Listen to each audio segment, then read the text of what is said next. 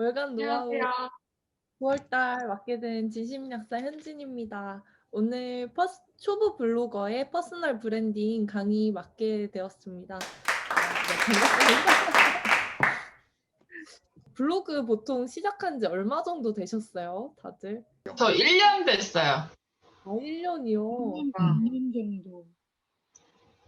다들 오래 되셨는데. 저는 사실 블로그를 시작 자체는 올해 한 3월 정도에 잡블로그로 이렇게 다양한 주제로 블로그를 운영했었거든요. 그러다가 제대로 시작해서 이제 주제를 잡은 지는 45일, 그러니까 한 달 반 정도 됐습니다. 그리고 투데이도 보면은 이게 어제 기록한 건데 보통 한 200명 후반 정도에서 제가 글 올리면 한 300명 조금 넘고 이 정도인 것 같아요. 그러니까 저는 초보 블로거가 맞고요. 한 달 반 동안의 일들을 살펴보면 제가 전자책을 2편을 출간했습니다. 그리고 약사신문 1위인 데일리팜에서 인터뷰를 진행했고요. 목요일 날 모교에서 대학교 강의를 초청받아서 했었습니다. 그래서 여기 보시면은 여기 데일리팜에서 기사도 났었고 진로 세미나라고 학생들 대상으로 1시간 동안 강의를 했었습니다. 그리고 블로그 진심 약사 현진의 약국 브랜딩 운영 중이고 유튜브도 최근에 시작을 했고 네이버 카페도 운영하게 되었습니다. 자, 그러면 제가 어떻게 했는지 제대로 한번 말씀드려 볼게요. 결국 생각해보면 비결은 브랜딩입니다. 여러분도 오늘 강의 들으시면은 할 수 있으니까 제대로 한번 해보도록 하겠습니다. 비결은 브랜딩이고 나는 어떤 브랜드인가에 대해서 조금 생각해 볼 필요성이 있는데요. 저는 일단 약사입니다. 근데 여러분 약사 하면은 어떤 이미지가 떠오르세요? 약사 하면은. 똑똑한 이미지. 스마트. 하얀색. 하얀색? 무디 입은 옷. 주현미. 주현미.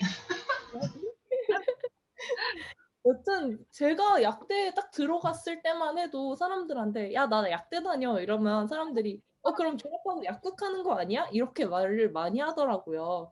보통 약사 하면은 약국에 그냥 가운 입은 하얀색 약사 이것밖에 이미지가 없는데 제가 뭔가 저는 흔한 걸 정말 싫어하는 사람이라서 나는 다른 거 하고 싶은데 뭔가 다른 이미지를 줄 게 없는 거예요. 그래서 브랜드를 만들고 싶었습니다. 새로운 내가 진심 약사 했을 때 그냥 제가 약국에 있는 그냥 하얀색 가운 입은 약사로 되고 싶지 않았어요.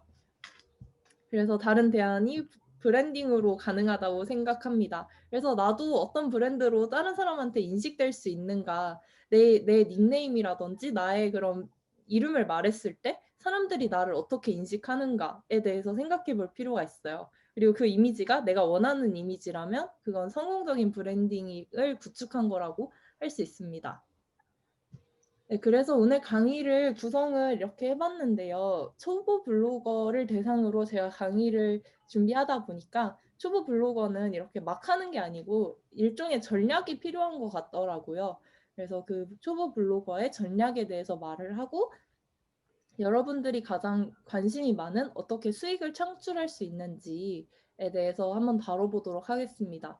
그리고 초보 블로거를 운영하다 보면 이제 지칠 때도 있고 약간 내가 해도 원하는 대로 결과도 안 나오는 것 같고 그렇게 방문자도 확연하게 늘지 않았을 때 내가 어떻게 극복을 했는지 제가 한번 알려드리도록 하겠습니다.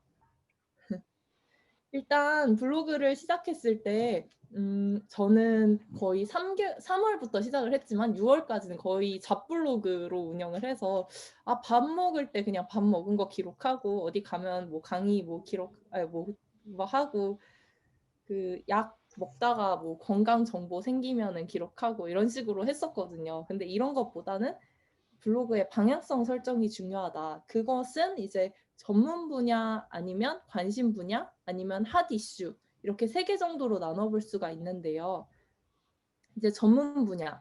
하면은 여기서 약간 한정이 있어요. 이제 너 약사니까 약의 전문가니까 약 블로그 해야 되는 거 아니냐 이렇게 사람들이 많이 생각을 하십니다. 그래서 저도 약에 대해서 초반에 포스팅을 많이 했었어요. 그리고 많은 약사 블로거들이 약과 건강에 대해서 포스팅을 많이 합니다.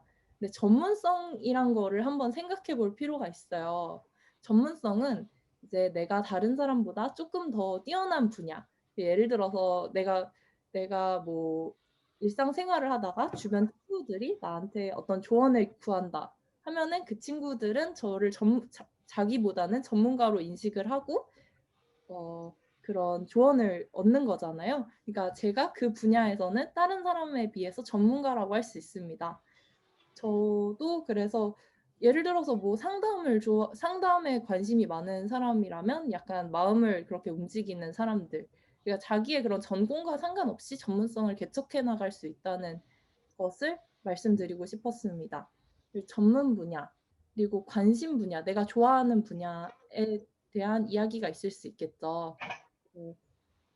내가 좋아하는 분야 아니면 핫 이슈, 지금 뜨고 있는 그런 핫 이슈가 있는데 저의 블로그 이웃 중에서 한 분이 그 하트 시그널이 한참 떴을 때 그 방영자들의 마음 뭐 이런 거를 굉장히 포스팅을 많이 하셨어요. 뭐 그러면서 핫 이슈를 주기적으로 다루다 보니까 네이버 메인에도 두세 번 정도 노출이 되셨고 이렇게 막 투데이가 거의 폭발을 하셨었습니다. 근데 결과적으로 그 핫 이슈 글은 약간 지속 가능하지 않고 그 핫 이슈 자체가 끝나버리면은 투데이 수가 폭락하고 나의 진정한 이웃이 남지 않는 그런 단점이 있더라고요. 그래서 제가 봤을 때 블로그 방향성 설정을 할 때 이 세 가지 중에서 전문 분야가 가장 중요하고 그 다음에 관심 분야가 중요하고 그리고 핫 이슈가 있다고 보실 수 있습니다. 그리고 전문 분야를 제가 좋아하는 분야로 정하면은 가장 좋겠죠? 저는 마케팅과 브랜딩을 전문 분야로 정했습니다. 그래서 이 분야의 글들을 많이 생각하게 되었습니다.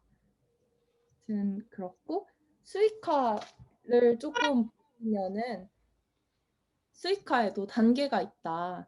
네, 저의 그런 수익화 단계를 간단하게 공개를 하자면 일단 저는 잡블로그로 이제 오랜 기간 운영을 하다가 중간에 쉬다가 막 그랬었어요. 막 재미가 없으니까 뭔가 그렇게 운영을 해오다가 칼럼을 작성하게 됩니다. 칼럼을 작성하면서 이제 저의 팬층을 구축하는 거죠. 제가 생각하는 것들이랑 저의 철학을 담아서 글을 꾸준하게 작성을 하게 됐습니다. 그래서 한 분 약사님이 계셨는데 그 약사님께서는 제가 뭐 약사의 그런 브랜딩에 대한 글을 지속적으로 생산하다 보니까 초반에 약사는 그게 아니고 약사는 이렇게 책임지는 업무를 하는 거다 하면서 그런다는 그 댓글을 달아주셨더라고요. 그래서 약사는 분명히 책임지는 분야와 약의 전문가로서 책임을 져야 하는 그거를 제외한 약사의 그런 직능의 확대를 저는 생각을 하고 싶다. 예를 들어서 약국이 500개가 있다고 치면 500개 중에서 AI가 들어오고 하면은 약사의 업무는 대체가 상당 부분 될 건데 그러면 500명의 약국장을 제외한 나머지 약사에 대한 직능 확대라든지 나머지 약사의 미래에 대해서 저는 준비를 하고 생각을 하는 중이다라고 꾸준히 글을 작성했죠. 그랬더니 나중에는 약사님께서 이제 저를 응원을 해주시게 되더라고요. 이제 이런 약사들이 많아야 될 텐데 자기가 너무 뿌듯하다 이런 식으로 저의 팬이 되셨습니다. 그래서 굉장히 감동스러웠고요. 그리고 프로젝트로 저는 전자책을 썼어요. 이 전자책을 쓰고 이제 그거에 대한 후기를 많이 받게 됐어요. 그래서 후기를 받고 이게 축적이 되면서 저의 전문성과 아이덴티티가 확립된 상황이라고 보실 수 있습니다. 네. 그리고 저는 기본적으로 그런 철학이 있었어요. 모든 약사님들을 도와가지고 약사님들과 저와 윈윈 관계, 저만 살지 않겠다. 다른 사람들한테 선한 영향력을 행사하고 싶다는 그런 기본 철학을 바탕으로 하고 있었습니다. 그래서 조금 더 상세하게 한번 만들어 봤습니다. 진심약사 현진의 브랜딩 전략. 아마 안 보이니까. 그래서 저의 기본 슬로건과 저의 기본 아이디어는 약사 개별 브랜딩을 도와서 보건의료에 기여하는 것입니다. 저는 그냥 저는 약사의 직능 중에 가장 중요한 것이 보건의료에 기여하는 거라고 봅니다. 이 사회가 건강하게 만드는데 약사가 기여를 해야 된다고 생각을 하는 거고, 제가 스스로 한 명 한 명 환자와 고객들을 만나면서 그 보건 의료에 기여할 수도 있겠지만 약사님들을 도와서 그 약사님들이 브랜드를 확립해서 이분들이 보건 의료에 기여를 하면 저도 간접적으로 그런 것에 기여하는 거가 되겠죠. 그래서 초반에 저는 진심 약사의 이학 저약이라는 잡블로그를, 제가 이대를 나와가지고 이학 저약을 하고 네이밍을 하고 혼자 엄청 뿌듯해했는데 네, 막 맛집 올리고 막 나중엔 시까지 썼습니다. 막 나 오늘 퇴근하면서 이런 감정이다 하면서 시를 쓰고요. 그 맛집과 이제 놀러 가는 것과 이 건강 정보, 제가 라라울라에 대한 글을 썼었는데 라라울라에 대한 그런 통풍에 도움이 되는 측면이 있다라는 글을 썼었는데 이게 또 나름 퍼져 나가가지고 다른 제가 아는 지인 약사님한테 제약회사 직원이 와서 이대 나온 약사가 라라울라로 재미 보고 있다 이렇게 말씀을 하셨다고 하더라고요. 그래서 라라울라 쳤을 때 상위 노출이 되긴 했었거든요. 그래서 나 아무것도 수익 보는 게 없는데 여튼 이렇게 넘겼었습니다. 그러다가 이렇게 막 잡블로그로 다양하게 포스팅하고 영화 보면 영화 포스팅하고 뭐 게장 먹으러 가면 게장 포스팅하고 하다 보니까 이게 나름 키워드가 축적이 돼서 200명 정도가 블로그에 들어오더라고요. 그래서 그러니까 욕심이 생기는 겁니다. 저도 천방문자 해가지고 막 나도 재밌게 살고 싶은데 그러면서 그때 한참 그 포스팅을 그게 맛집을 많이 하다 보니까 맛집 그런 협찬이 은근 당첨이 많이 돼가지고 일주일에 5번이 협찬이 당첨이 된 거예요. 그래서 그 밥 먹는 것도 나름 스트레스였어요. 이거 나 또 언제 먹지? 막 이러면서 여튼 그러다가 욕심이 생겼습니다. 1방문자 1000명 도달하고 싶다. 그래가지고 글쓰기 모임에 가입을 하게 됐어요. 그래서 초반에 저 1000명 꼭 만들어야 된다. 꼭 방법을 알려달라. 이렇게 들어갔었는데 그러면서 결심을 했죠. 이거 내가 한 달에 30만 원을 꼭 뽑아내겠다. 이제 앞으로 내가 이 부가가치를 꼭 다 뽑아내겠다 해가지고 그런 결의를 다지면서 모임에 들어갔습니다.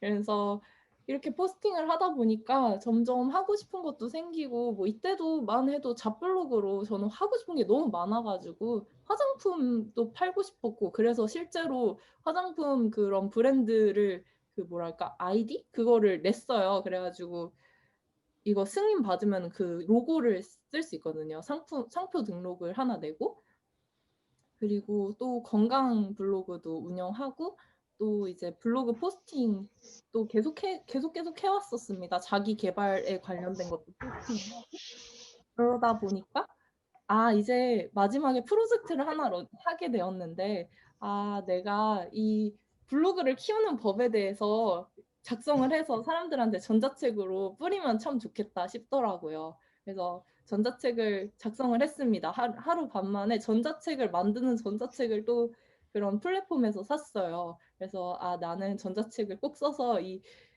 그 전자책 만든 비용도 뽑아내겠다. 그래가지고 40부를 이제 무료 배포하게 됩니다. 왜냐면 저는 전자책을 썼지만 이 전자책 그 블로그 마케팅에 대한 전자책은 너무 많았고 저는 타겟을 약사로 정했습니다. 약사님들에게 이제 약사님들은 1방문자 300명이 가는 것도 굉장히 그 뭐랄까 좋아하시기 때문에 거의 시작을 안 하신 분들이 많기 때문에 300명의 1방문자까지 오르는 블로그 책자를 만들어서 팔라고 하니까 이제 또 좀 약간 막힌 거죠. 이게 제가 판다고 하면 10,000원에 아무도 관심을 안 가질 수도 있잖아요. 그러니까 제가 40부를 무료로 배포를 했습니다. 무료로 배포를 하고 제가 40부를 제가 이거 열심히 쓴 전자책입니다. 40부를 무료로 드릴 테니 이거를 받으시고 후기만 남겨주시면 됩니다. 그래서 저의 그런 공지 글에 밑에 댓글에 후기를 남겨달라고 부탁을 했어요. 근데 감사하게도 이제 공짜로 받으셔서 감동해서 그런지 내용이 조금 알차게 작성하기도 했는데 약사 맞춤형으로 그걸 보시고 댓글을 정말 정성 후기로 남겨주셨어요. 그래서 40불을 그렇게 하루 만에 판매했고 그리고 이게 어쩌다 보니까 제가 그 모임에다가 뿌렸거든요. 약사 모임에. 근데 그 약사 모임이 한번 인터뷰 비슷하게 홍보 그런 거를 하나 냈어요. 인터넷 신문을. 근데 거기에 약사들이 서로 블로그 만드는 법도 공유를 한다라고 노출이 됐습니다. 했더니 네이버에 이제 다른 약사님들께서 궁금해서 이걸 검색을 많이 하고 제 블로그로 많이 들어오셨어요. 그 다음에 한 40부 정도가 추가로 판매가 됐는데요. 제 블로그에 이제 진짜 제가 자다 일어났을 때 댓글에 막 저 구매하고 싶습니다. 이런 게 막 한두 개씩 막 달리더라고요. 그래서 정말 기뻤습니다. 아, 제가 제 블로그를 진짜 이거 잘만 하면은 지식 컨텐츠를 자고 일어나서 돈을 벌 수 있구나 해가지고 굉장히 기뻤고 이게 약간 물 들어올 때 노졌자? 이런 마인드로 아 이걸로 제가 원래 블로그를 운영했을 때 브랜딩을 해야겠다 했을 때 강의도 진짜 하고 싶었거든요. 나는 몸신이다를 나가고 싶은데 몸신이다는 이제 저를 안 불러주니까 중간에 어쩌다 보니 기회로 짝이 캐스팅이 왔는데 인스타그램 DM으로 짝에 나와달라고 연락이 오더라고요. 그래서 아 내가 짝이라도 나가서 이거를 알려야 되는 건가? 또 엄청 중간에 고민을 많이 했는데 실제로 면접을 바로 당일에 보러 갔는데 제가 합격을 했거든요.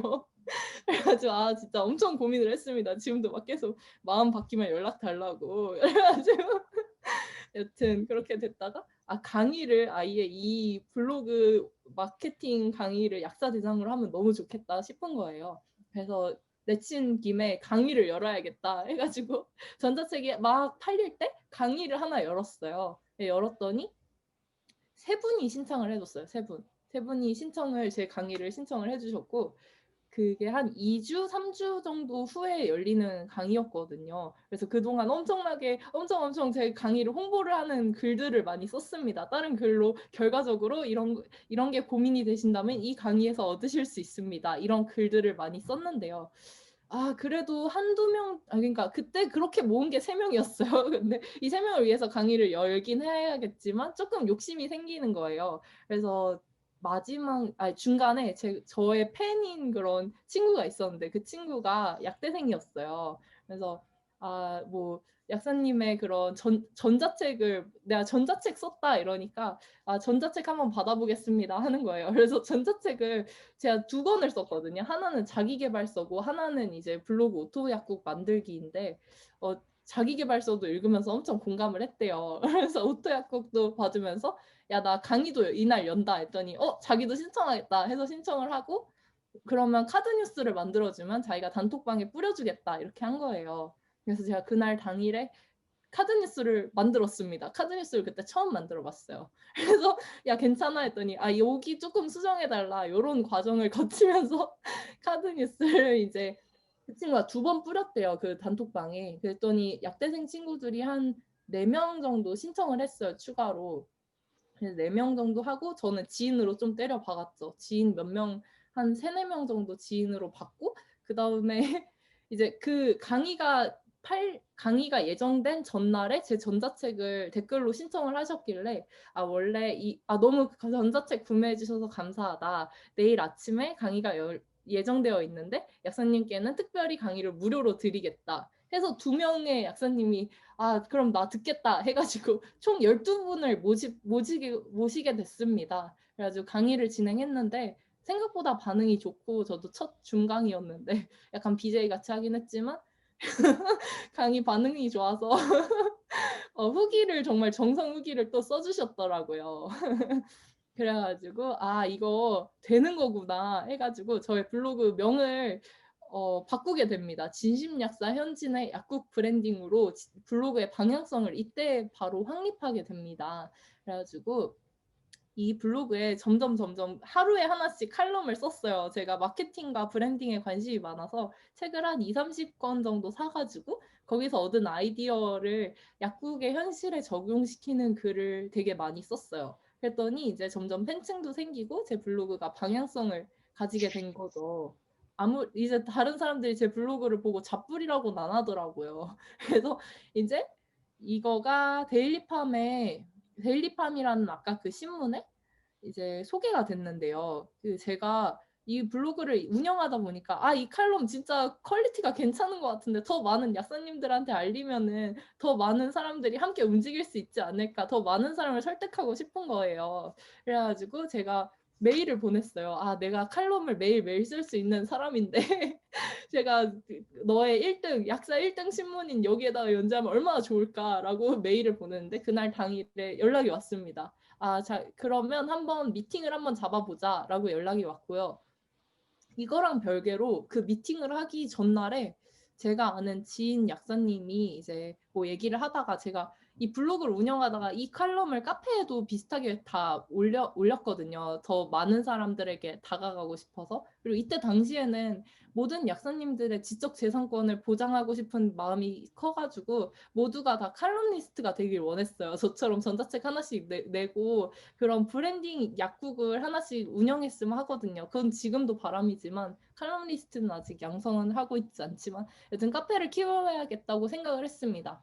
그래서 이 카페에서 활동적으로 사람들이 다 활동을 하면서 에너지도 얻고 브랜드를 확립하는 과정을 담고 싶었어요. 그래서 이 카페를 개설했는데 어떤 약사님이 이제 기자분이랑 연락을 하다가 카페 있다 막 이런 식으로 얘기를 했더니 그 기자님이 신기하니까 그러면 약국 브랜딩 그 카페 운영진을 나랑 연결시켜 줄 수 있냐 해서 인터뷰가 잡힌 거예요. 제가 전화 인터뷰를 하게 됐습니다. 그래서 이 인터뷰를 통해서 이제 제 카페에도 노출이 되고 또 검색 유입으로 이제 카페에 많은 약사님들이 그날 가입을 하시더라고요. 꾸준히. 그게 나름 그 메인 화면에 계속 떠 있었거든요.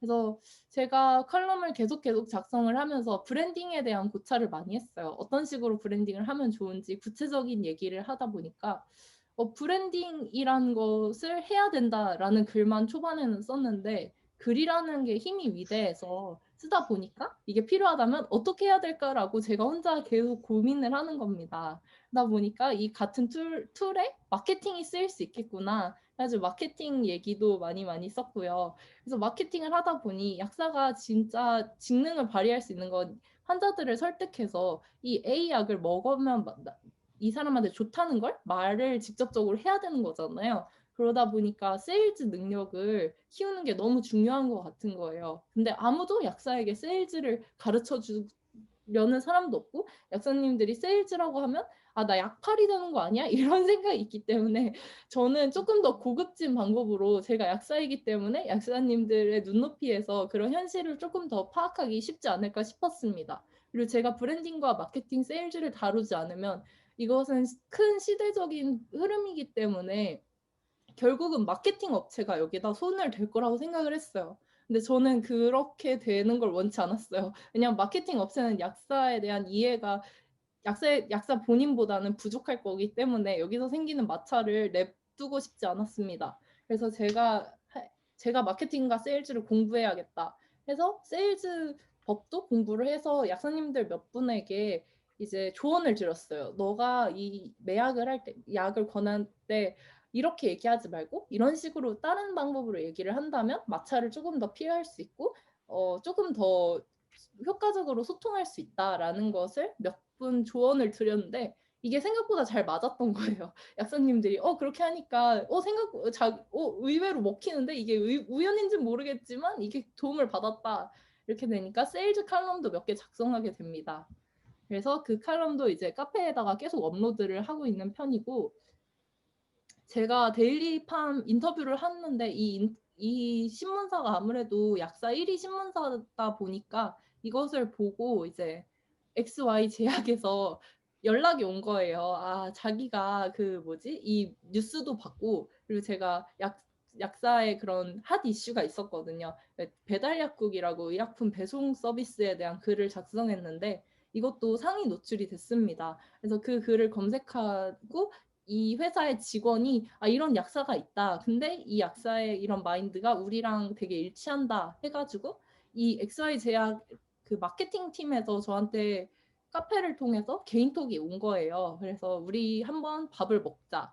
그래서 밥을 먹으면서 저의 브랜딩에 대한 생각과 마케팅에 대한 생각을 전했는데, 약사의 미래에 대한 생각을 말씀을 드렸는데 생각이 되게 일치한다 그러면서 자기가 이 약사와 얘기하는 게 아니고 이 마케팅 팀과 얘기하는 것 같은 느낌이 든다라고 하는 거예요. 그러면서 자기네들이 동그라미 신문에 이제 칼럼 아이디를 줄 테니까 너가 칼럼을 네 이름을 걸고 쓸 수 있는 기회를 줄게 라고 말이 옵니다. 그래서 칼럼을 연재하게 되었고요.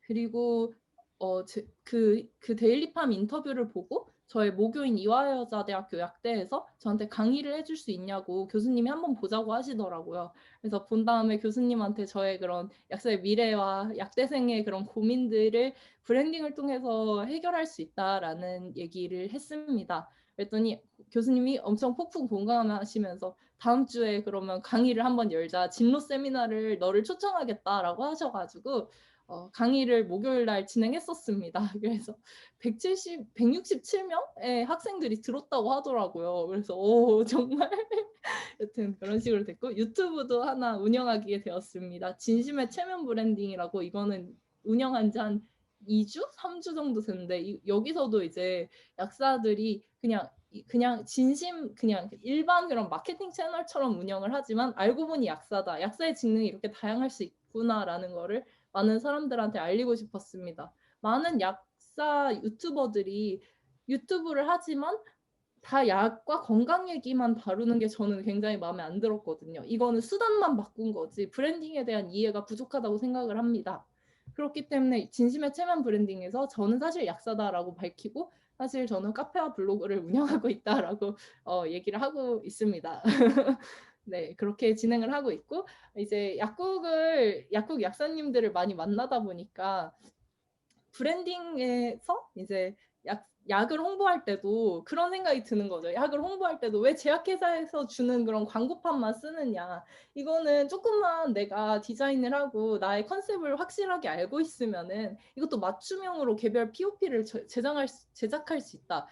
내가 무슨 밝은 이미지라면 이 밝은 이미지가 드러나는 그런 POP로도 제작을 할 수 있는 거고, 내가 만약에 소아과 환자가 많이 오는 약국이라면 소아과 환자의 맞춤형으로 POP를 제작할 수 있고 나의 철학을 그런 광고 표지판에 담을 수 있는 거잖아요. 그걸 위해서 이제 POP 강의도 진행하게 되었습니다. 이것도 준비를 해야 되는데 큰일입니다. 여튼 그래서 저희 꿀팁을 살짝 방출해볼까 합니다. 나를 일으켜주는 마법의 문장. 이게 초보 블로거들이 가장 힘든 게, 블로그를 시작하는 것도 힘들고 주제를 잡는 것까지도 힘든데, 이 주제를 잡다 보면은 소재가 고갈이 되지 않겠습니까? 내가 뭐라고, 이런 생각이 정말 많이 사로잡는 걸로 알고 있습니다. 저도 그런 적이 많았어요. 내가 뭐라고 마케팅을 하냐? 약간 이런 생각이 있었는데, 그때 딱 그런 사명감, 아까 말씀드렸던 사명감이 있잖아요. 그 사명감 플러스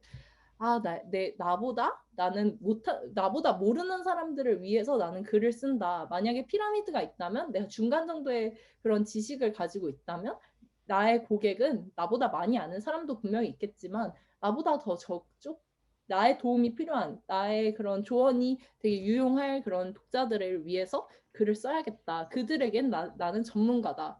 라는 마인드만 있으면 사실 강의를 해도 쫄지 않을 수 있고, 내가 글을 써도 나의 그런 노하우를 전하면 되기 때문에 좋습니다. 그리고 이제 막 또 그런 고민이 또 있잖아요. 내가 아는 거 여기다 다 써도 되나? 근데 저도 고민이 있었어요. 근데 다 쓰면 됩니다. 다 쓰고, 이 글이란 게 진짜 신기하기 때문에 내가 다 쓴 다음에 그 친구들이 나를 다 흡수할 때쯤이면 나는 그동안 성장하면 돼요. 나는 그거를 통해 나의 컨텐츠를 개발했기 때문에. 그래서 아낌없이 마구마구 퍼주는 것을 추천드리고요. 저는 종이책과 전자책을 활용하는 방법이 조금 달라요. 저는 종이책을 20권, 30권 읽었지만 여기서 종이책을 통해서, 종이책은 이제 그런 권위자들이 많이 쓰잖아요. 거기서 얻은 아이디어를 내 걸로 체화해서 나의 컨텐츠로 새로 생산하는 방법으로 쓰거든요. 그래서 마케팅 도서를 읽어도 마케팅 도서 자체는 이제 되게 포괄적인 이야기를 하고 있는 거고, 저는 약사니까 약국의 현실에 맞춰서 이걸 재해석해서 저의 컨텐츠로 새로 만들게 되는 거죠. 그렇게 종이책을 활용하고요. 전자책은 아이디어를 얻을 때 많이 씁니다. 네, 많은 블로그 시작하시는 분들이 저도 그렇고 종이책 되게 많이 거래하시잖아요. 종이책도 많이 팔고 이제 공짜로 종이책 나눠주는 경우도 있잖아요. 그 종이책은 사실 모든 그런 블로거들이나 아니면 마케팅하는 팀들에서 이런 건 미끼 상품이라고 하죠. 그러니까 본 컨텐츠가 아니에요. 이거를 통해서 내가 어떤 방향으로 일을 할 것인지를 알려주는 역할을 합니다. 그렇기 때문에 전자책을 받아봐서 이 사람이 어떤 거를 거래하려는지 파악하는 용도로 쓰시면 굉장히 좋아요. 그래서 이 세상에 거래되는 것들을 파악할 때 굉장히 좋습니다.